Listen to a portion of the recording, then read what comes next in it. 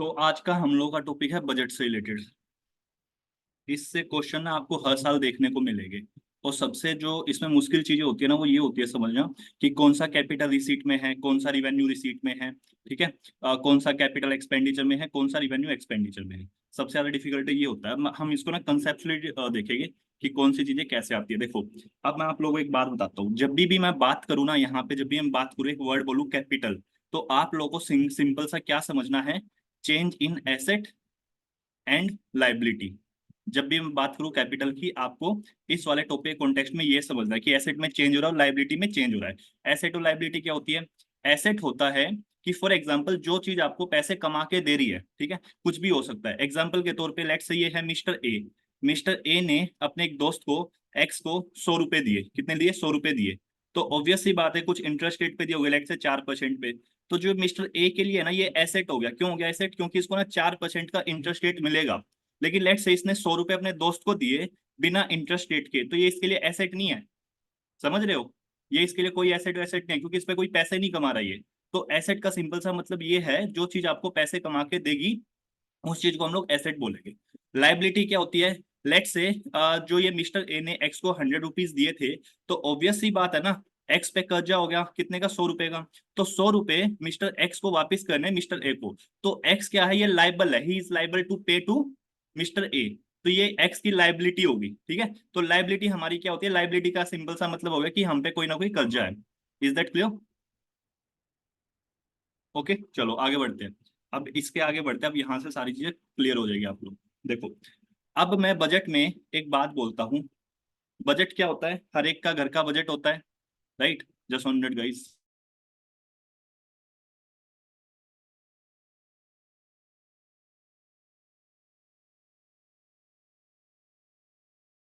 हाँ, तो मैं क्या कह रहा हूँ, बजट होता है, सबके घर का बजट होता है। कुछ पैसा आता है और कुछ पैसा जाता है। ठीक है, सिंपल सी बात है। तो भारत का जो बजट मतलब कि इंडिया गवर्नमेंट का जो बजट है ना, वो है एज ऑफ नाउ 45 करोड़। जो लास्ट ईयर का था, कितने का था? 45 करोड़ का था। अब इसमें से हम लोग सेग्रीगेशन करते हैं, ठीक है। अब मैं तुम लोगों को सिंपल सी बात बताता हूँ। एक तो साइड है रिसीट और एक साइड है एक्सपेंडिचर। जब भी मैं बात करूं रिसीट की, सिंपल सा आप लोगों के मन में क्या आना चाहिए? रिसीट का एक सिंपल सा मतलब है पैसा आ रहा है। क्या है? पैसा आ रहा है। ठीक है। और जब मैं बोलूं एक्सपेंडिचर, इसका एक सिंपल सा मतलब क्या है कि पैसा जो है ना वो जा रहा है। ठीक है। पैसा जा रहा है यानी कि पैसा खर्च हो रहा है। रिसीट का मतलब क्या है? पैसा आ रहा है। अब पैसा आ सकता है दो तीन चीजों से। ठीक है। सबसे पहला आ सकता है पैसा रिवेन्यू से, दूसरा आ सकता है कैपिटल से। ठीक है। रिवेन्यू एज ऑफ नाउ छोड़ दो, कैपिटल पे फोकस करते हैं। मैंने क्या बोला था कैपिटल में? जब भी मैं बात करूं कैपिटल की, उसका मतलब क्या है कि आपके एसेट में और आपकी लाइबिलिटी में चेंज हो रहा है। ठीक है। अब मैं एक बात, एक साइड तो होगी एसेट की और एक साइड होगी आपकी लाइबिलिटी की। अब मैं आप लोगों से सिंपल सी बात पूछा हूं। लेट से कैपिटल साइड से कैपिटल रिसीट पड़ गया। अब हम, ठीक है, मैं कह रहा हूं कि पैसा आ रहा है, आपके पास एसेट है। तो आपके पास एसेट को मतलब कि क्या करना पड़ेगा एसेट का, जिससे पैसा आए? क्या करना पड़ेगा एसेट का जिससे पैसा आए? यानी कि हमें अपना एसेट बेचना पड़ेगा जिससे पैसा आएगा। मतलब कि हम लोग एसेट को डिक्रीज करके ही तो पैसा आएगा ना यहाँ पे। Are you getting it? ठीक है। दूसरा है लाइबिलिटी। मैं क्या कह रहा हूँ कि कैपिटल में क्या मतलब है कि या तो आपके एसेट में चेंज हो रहा है या आपकी लाइबिलिटी में चेंज हो रहा है। अब मैं बात कर रहा हूँ कि लाइबिलिटी में जो है ना, पैसा आ रहा है, लाइबिलिटी साइड से पैसा आ रहा है। कैसे आ रहा है पैसा? आपने उधार ले ली कहीं से, तो आपने कहीं से उधार ले ली तो आपकी लाइबिलिटी बढ़ गई, पैसा तो आ गया। आपने लेट से आपका घर था, लेट से गवर्नमेंट की पीएसयू थी, गवर्नमेंट ने अपनी पीएसयू बेच दी, जिसको बोलते हैं डिसइन्वेस्टमेंट। तो हमारी एसेट कम हो गए लेकिन पैसा आ गया, क्योंकि यहाँ पे मेन पर्पस क्या है? पैसा आना चाहिए। Are you getting it guys? Capital का मतलब क्या हो गया? अब इसमें क्या हो गया कि यहाँ पे एसेट डिक्रीज करके पैसा आ रहा है, यहाँ पे लाइबिलिटी इंक्रीज करके पैसा आ रहा है। अब ये जो लाइबिलिटी हो सकती है ना, ये हो सकती है डोमेस्टिक लाइबिलिटीज हो, कि लेट से हमने मार्केट से बोरो किया हो गवर्नमेंट ने, लेट से गवर्नमेंट ने आरबीआई से बोरो किया हो, या हो सकती है हमारी इंटरनेशनल लाइबिलिटी। मतलब फॉर एग्जांपल हमने किसी मल्टीलेटरल इंस्टीट्यूशन से बोरो किया हो, जैसे आईएमएफ हो गया, वर्ल्ड बैंक हो गया, या दूसरी कंट्री हो गया, दूसरी कंट्री से बोरो किया हो। ठीक है। यानी कि यहाँ पे पैसा आ तो रहा है लेकिन लाइबिलिटी बढ़ रही है, यहाँ पे पैसा आ तो रहा है लेकिन एसेट घट रहा है। तो इसको हम लोग बोलते हैं, इनको ना एक वर्ड दिया गया है, उस वर्ड को ध्यान से सुनना। इसको हम लोग बोलेंगे, यहाँ पे जब पैसा आया कोई कर्जा हुआ आप पे? ये बताओ। यहाँ पे जब आपका एसेट कम होके कोई पैसा आया तो कर्जा तो हुआ नहीं। तो इसको हम लोग बोलेंगे non debt creating capital receipt. Simple है। यहाँ पे आपकी लाइबिलिटी बढ़ गई, पैसा आया है लेकिन लाइबिलिटी बढ़ गई। तो इसका मतलब क्या हो गया कि डेट क्रिएटिंग कैपिटल रिसीट। ये सबको समझ में आ गया? जल्दी से बताओ। यहाँ से ना क्वेश्चन आए हुए हैं, जो टेक्निकल वर्ड बता रहा हूँ ना मैं, यहाँ से क्वेश्चन आए हुए हैं। मुझे भी ये बताओ, रिसीट में कैपिटल साइड से समझ में आ गया कि पैसा कैसे आएगा, कैसे जाएगा? Is that clear to each and everyone? ठीक है। अब मैंने क्या बोला, अब यहाँ पे एग्जांपल दो कि गवर्नमेंट का कैपिटल साइड से पैसा आ रहा है, कैसे आ रहा है भाई साहब? पैसा पैसा आ रहा है गवर्नमेंट साइड का एसेट को कम करके या फिर लाइबिलिटी को बढ़ा के, ठीक है। कैसे कैसे आएगा? एक तो हो गया पीएसयू, अपना हम इसको थोड़ा सा अलग से लिख लेते हैं ताकि और अच्छे से समझ में आए। अब हमको देखना है, यहाँ पे हम लोगों ने किया था रिवेन्यू, मतलब सॉरी रिसीट। रिसीट में दो चीज है, एक तो है रिवेन्यू साइड और एक है कैपिटल साइड। कैपिटल साइड से क्या आ रहा है? पैसा आ रहा है, ठीक है, पैसा आ रहा है। कैसे आ रहा है पैसा? या तो हमारे एसेट को डिक्रीज करके पैसा आ रहा है, या हमारी लाइबिलिटी को इंक्रीज करके पैसा आ रहा है, ठीक है। अब एसेट को डिक्रीज करने का मतलब क्या हो गया कि लेट से गवर्नमेंट ने अपनी पीएसयू बेच दी, तो उससे कोई कर्जा तो हुआ नहीं, तो इसको हम लोग बोलेंगे non debt creating capital receipt, ठीक है। यहाँ पे क्या है? यहाँ पे कर्जा हो गया, पैसा तो आ गया, इसको बोलेंगे हम लोग डेट क्रिएटिंग कैपिटल रिसीट, ठीक है। अब एसेट डिक्रीज कैसे होगा? लेट से हमने डिसइन्वेस्टमेंट है, डिसइन्वेस्टमेंट कर दी गवर्नमेंट ने, गवर्नमेंट की कोई कंपनी थी पीएसयू, तो वो बेच दी, ठीक है। दूसरा कैसे होगा? लेट से एसेट डिक्रीज होने का मतलब क्या हो गया? इमेजिन ए सिनेरियो, इंडिया ने बांग्लादेश को लोन दे रखा था, ठीक है, इंडिया ने बांग्लादेश को लोन दे रखा था। कितने का? इमेजिन ए सिनेरियो 100 रुपए का लोन दे रखा था, और इस पे बांग्लादेश ना हर साल हमको कुछ इंटरेस्ट देता था, ठीक है। जो इंटरेस्ट अमाउंट देता था ना, इंटरेस्ट पेमेंट देता था, तो यानी कि ये इंडिया के लिए क्या था? ये एसेट था। तो यानी कि जब ये जो एसेट कैसे डिक्रीज होगा? जब बांग्लादेश जो है ना प्रिंसिपल अमाउंट वापस कर देगा। अगर हमारा प्रिंसिपल अमाउंट बांग्लादेश वापस कर देगा, तो क्या हमें अब इंटरेस्ट आएगा? इंटरेस्ट पेमेंट अब नहीं आएगी हमारी, राइट। तो यानी कि अगर किसी कंट्री ने प्रिंसिपल अमाउंट यानी कि लोन जो है वो वापस कर दिया, लोन का कौन सा पोर्शन? प्रिंसिपल अमाउंट अगर वापस कर दिया, तो उसमें क्या होगा? हमारा एसेट डिक्रीज होके वो हो जाएगा। लेकिन इमेजिन ए सिनेरियो कि बांग्लादेश जो है ना वो प्रिंसिपल अमाउंट वापस नहीं कर रहा, हर साल हमको इंटरेस्ट पेमेंट दे रहा है, यानी कि हमारे पास पैसा आ तो रहा है लेकिन बिना हमारे एसेट को डिक्रीज किए, क्योंकि 100 हमारे लोन का अमाउंट तो 100 का 100 रुपए है, लेकिन फिर भी पैसा आ रहा है, तो ये आ जाएगा हमारा रिवेन्यू साइड में। अब रिवेन्यू साइड में जो पैसा आता है ना वो आता है डे टू डे अफेयर से। इसमें आपका हो जाता है, एक तो हो जाता है टैक्स रिवेन्यू और एक हो जाता है non tax revenue. Tax revenue में क्या आ जाएगा? टैक्स रिवेन्यू में आपका डायरेक्ट टैक्स और इनडायरेक्ट टैक्स आ जाएगा, ठीक है। नॉन टैक्स रिवेन्यू में क्या आ जाएगा? ये आ गया इंटरेस्ट पेमेंट आ गई। क्यों? क्योंकि जब भी आप लोगों को ये देखना हो ना कि ये कहाँ पे आएगा, सबसे पहले ये देखो पैसा आ रहा है या पैसा जा रहा है। अगर आप लोगों को इतना क्लियर हो गया ना कि पैसा आ रहा है या जा रहा है, उसके बाद काफी ज्यादा इजी हो जाएगा ये चीजें समझना कि कौन सी चीज किस में आएगी। ये यहां तक समझ में आ गया आपको कि इंटरेस्ट अमाउंट यहाँ पे आएगा, प्रिंसिपल अमाउंट यहाँ पे आएगा। Is that clear to each and everyone? अरे बताओ, सबसे डिफिकल्ट क्वेश्चन सोल्व हो गई ये करने के बाद, ट्रस्ट में मजाक नहीं कर रहा मैं, ठीक है। बस मुझे इतना बताओ, तुम लोगों को समझ आ रहा है ना? ठीक है, चलो, ठीक है, गुड। तो यहाँ तक सबको क्लियर हो गया। अब उसके बाद कैसा होगा भाई? तो ये हमको ये सबको क्लियर होगा, non debt capital debt credit capacities. यहाँ पे आपकी बोरोइंग वगैरह आ जाती है। कौन सी बोरोइंग? एक्सटर्नल बोरोइंग भी आ जाती है, इंटरनल बोरोइंग भी आ जाती है, बायलेटरल बोरोइंग भी आ जाती है, मल्टीलेटरल सारी आ जाती है, ठीक है। अब दूसरे चीज पे आ जाते हैं। अब आ जाते हैं हम लोग कैपिटल साइड पे, ठीक है। अब आ जाते हैं हम एक्सपेंडिचर साइड पे। अभी हमने ये बात की कि पैसा कहाँ से आ रहा है, ठीक है, पैसा हम लोगों ने देख लिया कहाँ कहाँ से आ रहा है। अब हम लोग एक्सपेंडिचर साइड पे आ जाते हैं। एक्सपेंडिचर साइड भी दो चीजें होगी, एक तो होगी आप लोग की रिवेन्यू साइड और एक होगी आप लोग की कैपिटल साइड, ठीक है। जैसे हम लोगों ने वहां पे देखा ना कैपिटल साइड में कि पैसा जब आ रहा था तो डेट क्रिएटिंग था और नॉन डेट क्रिएटिंग था, यहाँ पे भी ना हम लोग एसेट और लाइबिलिटी के कॉन्टेक्स्ट में ही बात करेंगे, ठीक है। अब मैं आपको एक बात पूछता हूँ, सिंपल सी बात है। एक्सपेंडिचर का मतलब क्या है? खर्चा हो रहा है, यानी कि पैसा जा रहा है। सिंपल सा बात है, पैसा क्या हो रहा है? पैसा जा रहा है, वापिस जा रहा है, ठीक है। अब मुझे एक बात बताओ, आपको खर्चा करना है और एसेट है, तो खर्चा करना है एसेट की साइड से, एसेट इंक्रीज होना चाहिए डिक्रीज होना चाहिए? कमेंट करो, जिसको समझ में आया होगा वही आंसर कर पाएगा भाई, इस बात की गारंटी है। बस मुझे इतना बताओ कि ये जो एसेट है ये इंक्रीज होना चाहिए डिक्रीज होना चाहिए पैसे के लिए? इंक्रीज होना चाहिए, यानी कि एसेट इंक्रीज होगा तभी तो खर्चा होगा ना। लेट से कोई बोले कि सर एसेट डिक्रीज क्यों नहीं हो रहा? भाई एसेट डिक्रीज होने का मतलब ये है कि तुमने अपना, लेट से तुमने अपनी कोई प्रॉपर्टी बेच दी, ठीक है। एसेट डिक्रीज होने का मतलब यही हो गया, प्रॉपर्टी तुम्हारी एसेट था, तुमने वो बेच दी, वहां से तो पैसा आएगा जाएगा थोड़ी। लेकिन तुम कह रहे हो एसेट इंक्रीज, लेट से तुमने कोई प्रॉपर्टी खरीद ली, तुम्हारा एसेट बढ़ा। जब तुम प्रॉपर्टी खरीदोगे सामने वाले को पैसा भी दोगे, ऑब्वियस सी बात है, ठीक है। तो यहाँ पे एसेट इंक्रीज होगा, तो यहाँ पे क्या आ जाता है? इसमें आ जाते हैं आपके इंफ्रास्ट्रक्चर। इंफ्रास्ट्रक्चर से रिलेटेड जो चीजें होती है ना वो सारी चीजें आती है। और क्या आ जाता है इसमें? कैपिटल, मतलब कि जैसे ये मशीन वगैरह नहीं होती, जो कैपिटल इन्वेस्टमेंट बोलते हैं, वो सारी यहाँ पे आ जाते हैं, मशीन वगैरह एंड ऑल दैट, ठीक है। अब मैं बोल रहा हूँ एक्स ये क्या नाम है, लाइबिलिटी साइड से, सॉरी, मैं बोल रहा हूँ लाइबिलिटी साइड से आपको एक्सपेंडिचर करना है, तो आपकी लाइबिलिटी बढ़ेगी या घटेगी, बताओ। लाइबिलिटी साइड से आपको वो करना, आपकी लाइबिलिटी बढ़ेगी या घटेगी। लाइबिलिटी इंक्रीज होने का मतलब क्या हो गया आयुषी, लाइबिलिटी इंक्रीज होने का मतलब हो गया कि आप और उधार ले रहे हो। और उधार लेने का मतलब क्या होगा, आपके पास तो पैसा आ रहा है, मैं तो एक्सपेंडिचर की बात कर रहा हूं, तो खर्चा होगा। यानी कि यहाँ पे हमारी जो लाइबिलिटी है ना वो डिक्रीज होगी, ना कि इंक्रीज होगी। Is that clear to each and everyone? ये समझ में आ गया आपको? अरे ये समझ में आ गया सबको? कमेंट सेक्शन थोड़ा सा एक्टिव रखो, ये चीजें इजी समझ में आ जाएगी, टेंशन ना लो, ठीक है। चलो, अब लाइबिलिटी जो है वो डिक्रीज होगी। अब कैपिटल साइड से लाइबिलिटी डिक्रीज हो रही है, तो यहाँ पे क्या आ जाएगा, लेट से इंडिया ने आईएमएफ से लोन ले रखा था, ठीक है, या वर्ल्ड बैंक से लोन ले रखा था, या यूएसए से लोन ले रखा था, दूसरी कंट्री से।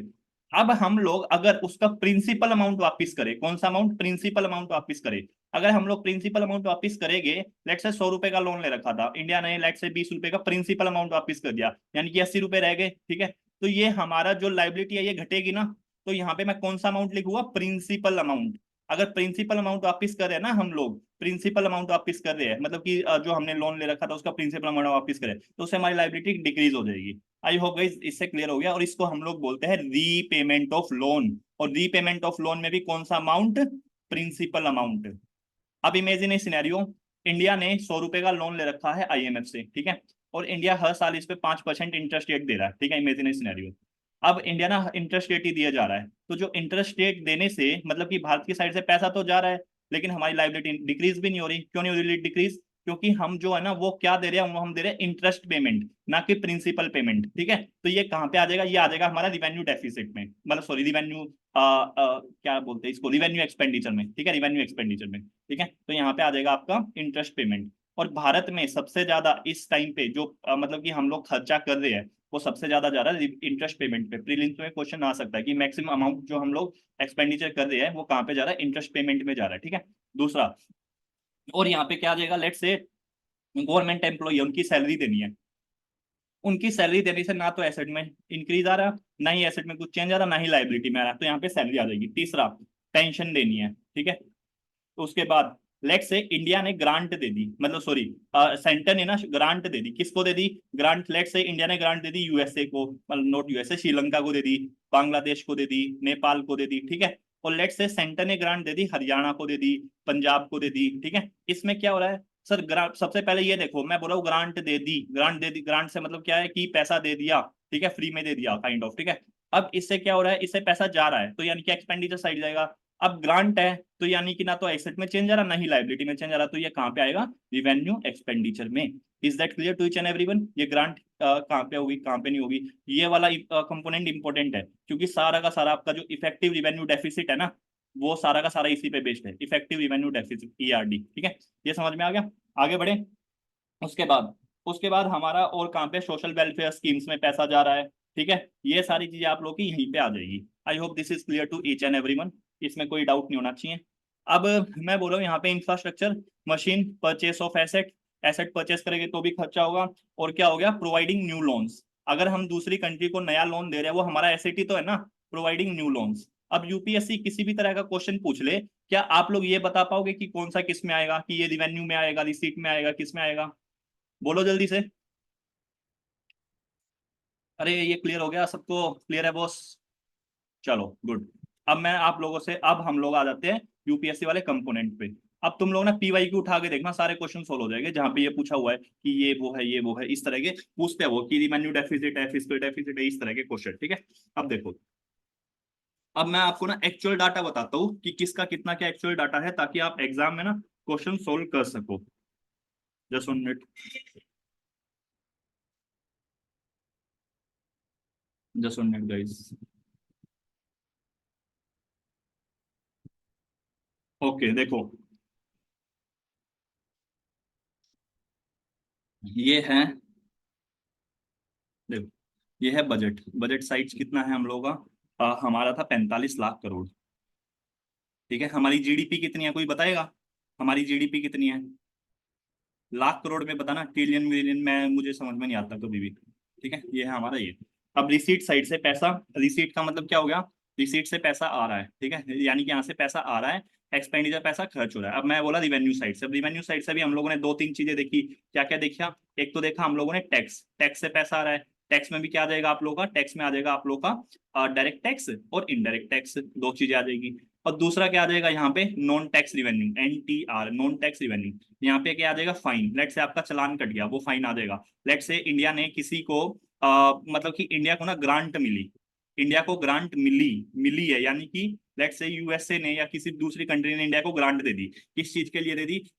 इंडिया में ना टेक्नोलॉजी एडॉप्ट करने के लिए, ग्रीन टेक्नोलॉजी एडॉप्ट करने के लिए, ठीक है, उस सेंस में। तो ग्रांट मिली है तो ऑब्वियसली बात है वापस तो करनी नहीं है हमें, ना ही हमारा लाइबिलिटी में कोई चेंज आया, पैसा आया है बिना लाइबिलिटी में चेंज हुआ, एसेट लाइबिलिटी में, तो यहीं पे आएगा नॉन टैक्स रिवेन्यू में, ठीक है। और क्या आएगा इसमें? आपका कोई कंपनी में मतलब कि प्रॉफिट हुआ, उस कंपनी का प्रॉफिट हुआ, वहां पे कोई डिविडेंड शेयर करना था, वो आपका यहाँ पे आ गया, ठीक है। कैपिटल साइड पे हम लोगों ने क्या देखा? कैपिटल साइड पे हम लोगों ने देखा debt creating capital receipt, non debt creating capital receipt, ठीक है, ये हम लोगों ने देखा। रिवेन्यू हम लोगों ने देख लिया। एक्सपेंडिचर, मतलब यहाँ पे जो कैपिटल एक्सपेंडिचर मैंने आप लोगों को एसेट और लाइबिलिटी पढ़ाया ना, वो आप उसको एज ए होल देख सकते हो, कैपिटल एक्सपेंडिचर, ठीक है। यहाँ पे ऐसा कोई सेग्रीगेशन नहीं है, जैसे यहाँ पे सेग्रीगेशन है ना, debt creating non debt creating, यहाँ पे रीजन है, उसका रीजन क्या है वो मैं अभी आप लोगों को बता देता हूँ ताकि आप लोग क्लियर हो जाए, ठीक है। अब देखो, जो रिसीट से, जो रिवेन्यू रिसीट से पैसा आया ना, रिवेन्यू रिसीट से पैसा आया, वो आया था 27 लाख करोड़, यानी कि गवर्नमेंट ने टैक्स से, डायरेक्ट टैक्स से, इनडायरेक्ट टैक्स से, फाइन से, ग्रांट से, डिविडेंड से, और भी बहुत सारी चीजें होती है, वहां से सारा का सारा जो पैसा मिला देते हैं ना, तो वो आया था 27 लाख करोड़ रुपया गवर्नमेंट ने कमाया था, ठीक है। ओके, अब ये हो गया आपका रिवेन्यूज में। अब खर्चा कितना हुआ सर? मतलब कि कैपिटल साइड से कितना पैसा आया, या रिवेन्यू साइड से पैसा? कैपिटल साइड से कितना आया, यानी कि अपने एसेट को बेच के, एसेट को डिक्रीज करके, या फिर डेट क्रिएटिंग है ना ये, यहाँ पे लाइबिलिटी आएगा, सॉरी, लाइबिलिटी को इंक्रीज करके, और नॉन डेट क्रिएटिंग में एसेट को डिक्रीज करके, ठीक है। यहाँ से कितना पैसा है? Disinvestment and all that, यहाँ से जो टोटल पैसा है वो आया 18 लाख करोड़, ठीक है, 18 लाख करोड़। अब यहाँ पे देखते हैं एक्सपेंडिचर में, रिवेन्यू वाला साइड देख लेते हैं। रिवेन्यू वाली साइड में अगर हम लोग एक्सपेंडिचर देखेंगे तो कितना हुआ है भाई? ये हुआ है 35.5 लाख करोड़, यानी कि लोगों की सैलरी, ये सारी चीजों में देखो, कहाँ ये सारी इंटरेस्ट पेमेंट देने में, लोगों की सैलरी देने में, पेंशन देने में, ग्रांट देने में, सोशल वेलफेयर स्कीम्स चलाने में, इन सारी चीजों में ना गवर्नमेंट का जो पैसा खर्चा हुआ ना, वो हुआ 35.5 लाख करोड़ रुपया। या ये सबको क्लियर हो गया यहाँ से? यहाँ तक सबको क्लियर हो गया? इसके बाद कैपिटल एक्सपेंडिचर में कितना खर्च हुआ, यानी कि एसेट बढ़ाने में और लाइबिलिटी को मतलब कि कम करने में, ये हुआ है हमारा 9.5 लाख करोड़। अब देखो क्या होता है, जितना खर्च हम लोग सुनते हैं, जितने का मतलब जितना हम लोग कमाते हैं उतना ही खर्च करते हैं, काइंड ऑफ ऐसा ही होता है ना, कुछ शेविंग में चला जाता है, ऑल दैट। रिसीट कितनी होगी हमारी टोटल? 27 लाख करोड़ प्लस में 18 लाख करोड़, कितनी होगी? 45 लाख करोड़ होगी, ठीक है। एक्सपेंडिचर हमारा कितना हो गया? 35.5 और 9.5, ये भी टोटल 45 लाख करोड़ हो जाएगा, ठीक है। इसको बोलते हैं बैलेंस्ड बजट, बैलेंस बजट। लेकिन अब एक बात सुनो, मैंने क्या बोला, ये तो हो गया। इंडिया ने जो लास्ट ईयर का मतलब कि अगर हम लोग फिस्कल डेफिसिट देखें ना, वो कुछ 17.5 लाख करोड़ रुपए था। कितना था? 17.5 लाख करोड़, ठीक है। ये था हमारा फिस्कल डेफिसिट। अब ये जो फिस्कल डेफिसिट है 17.5 लाख करोड़, इसका मतलब क्या है? ये अब मुझे ये बताओ, जब हम बाहर से उधार लेते हैं, फिस्कल डेफिसिट का सिंपल सा मतलब है उधार, सिंपल सा मतलब है उधार। जो ये हम लोग उधार लेते हैं, तो ये कहाँ पे कैलकुलेट होगा इस सारे उसमें? बताओ जल्दी से, एक मैसेज करके बताओ। ये जो 17.5 लाख करोड़ रुपया हमने उधार लिया है, ये कहाँ पे जाएगा? उधार लिया है यानी कि पैसा आया है, पैसा आया है तो रिसीट साइड में जाएगा। बताओ रिसीट साइड में कहाँ पे जाएगा, जल्दी बोलो। अरे मैसेज करो, आई एम वेटिंग। नहीं समझ में आएगा या शुरू से समझाओ ये वाला? कैपिटल, कैपिटल में कौन सी साइड? कैपिटल में दो साइड है ना, कैपिटल रिसीट में दो साइड है। डेट क्रिएटिंग कैपिटल रिसीट, ठीक है, डेट क्रिएटिंग कैपिटल रिसीट में जाएगा, ठीक है, ओके।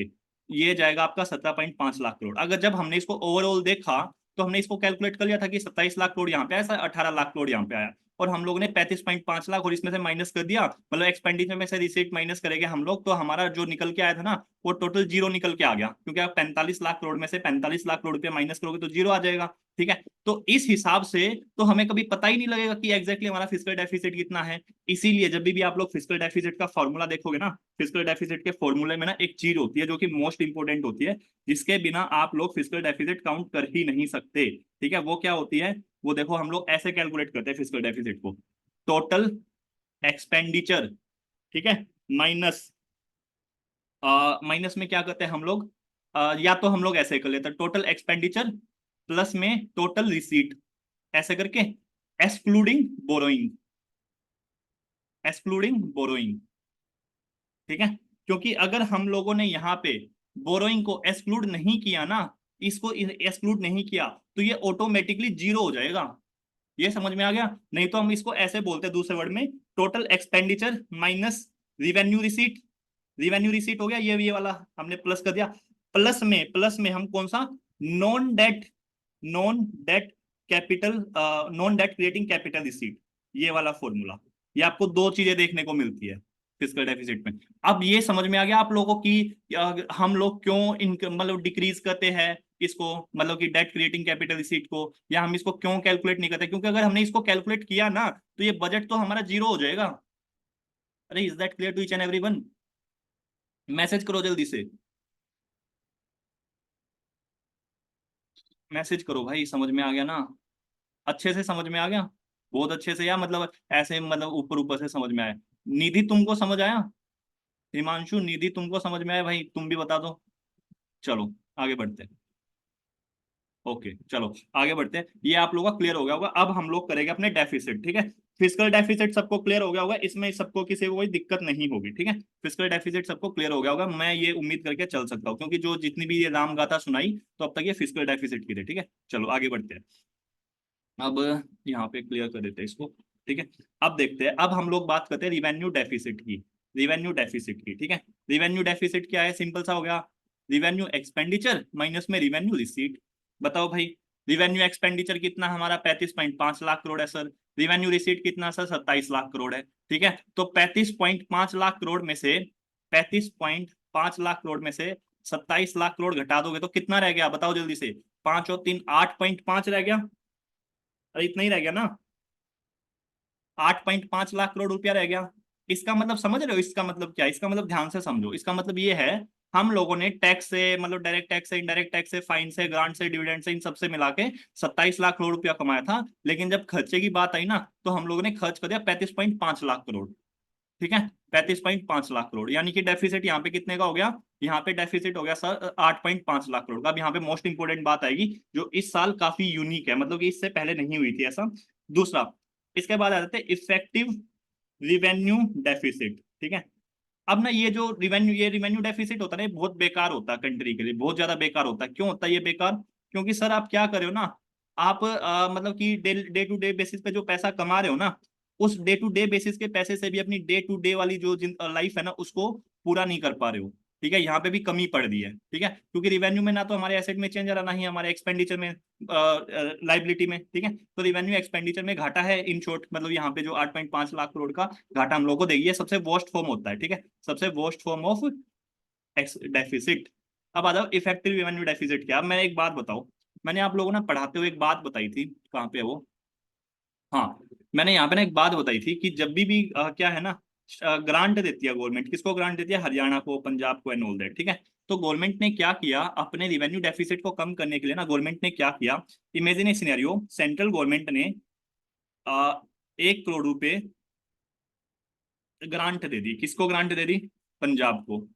पंजाब ने क्या किया, पंजाब ने उससे बना बना ली सड़कें, ग्रांट मिला भाई, कुछ भी कर सकते हैं, स्कूल बना लिया, सड़कें बना लिया, नो दैट, इसके 70 लाख से कम, ऐसे समझ लो, ठीक है, 70 लाख से स्कूल सड़कें बना ली। तो मुझे ये बताओ, जो स्कूल है, सड़क है, इंफ्रास्ट्रक्चर है, ये आपका एसेट है या लाइबिलिटी है, मतलब कि क्या है ये, school infrastructure and all that, किस में कंसिडर करोगे आप लोग इसको, एसेट में, ठीक है, एसेट में कंसिडर करोगे।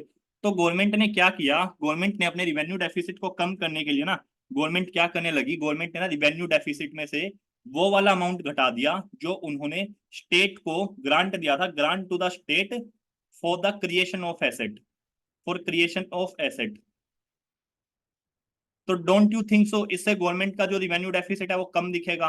क्योंकि जो ओजी 8.5 लाख करोड़ है ना, तो गवर्नमेंट बोली इसमें से ना ये घटा दो जो हम लोगों ने एसेट दिया ना, क्योंकि एसेट हम लोग कहाँ पे कंसिडर करते हैं, एसेट हम लोग यहाँ पे कंसिडर करते हैं, क्या ये वाला रिवेन्यू वाले में, रिवेन्यू एक्सपेंडिचर में। अगर हम इसमें से ग्रांट घटा देंगे तो ये कम नहीं आ जाएगा ऑटोमेटिकली? इफेक्टिव रेवेन्यू डेफिसिट, बताओ जल्दी से। अरे हाँ या ना, एक कम आ जाएगा ना, ठीक है। तो वही है, तो इसी को बोलते हैं हम लोग effective revenue deficit. I hope guys this is clear to each and everyone, this is clear to each and everyone. Now आगे देखते हैं। अब हम लोग तीन डेफिसिट हो गए, revenue deficit, effective revenue deficit, physical deficit. अब आगे बढ़ते हैं, ठीक है, आगे वाले में देखते हैं। नेक्स्ट वाला है हमारा प्राइमरी डेफिसिट, ठीक है। इसमें क्या होता है, इसमें देखो, इसमें बेसिकली क्या होता है, लेट से गवर्नमेंट ने काफी सारा लोन लिया, पहली गवर्नमेंट आई, उसने लोन लिया 1975 में, फिर लोन लिया, फिर लोन लिया, फिर लोन लिया, लोन लेते रहे, ठीक है। आज लेट से आ गया 2024, ठीक है, नहीं 2014 आ गया। अब 2014 में ना एकदम से ना गवर्नमेंट बदल गई, दूसरी गवर्नमेंट आ गई, ठीक है। तो जो पिछले वाली गवर्नमेंट ने लोन लिया था, तो ऑब्वियस सी बात है भाई, इस पे इंटरेस्ट पेमेंट तो देनी पड़ेगी, इंटरेस्ट अमाउंट तो देना पड़ेगा, है नहीं, इंटरेस्ट अमाउंट तो देना पड़ेगा। अब लेट से गवर्नमेंट जितना भी बोरो करती है ना, मतलब बोरोइंग को क्या बोलते हैं एक वर्ड में, फिजिकल डेफिसिट, गवर्नमेंट जितना ही बोरोइंग करती है ना, उसमें से ना काफी सारा अमाउंट तो हमारा इंटरेस्ट पेमेंट में ही चला जाता है, इंटरेस्ट पेमेंट को वापस देने में चला जाता है, जो कि पिछली गवर्नमेंट ने लोन लिया था। तो क्या गवर्नमेंट ने जितना बोरो किया है, मैं उससे एक्चुअल गवर्नमेंट की परफॉर्मेंस बता सकता हूँ?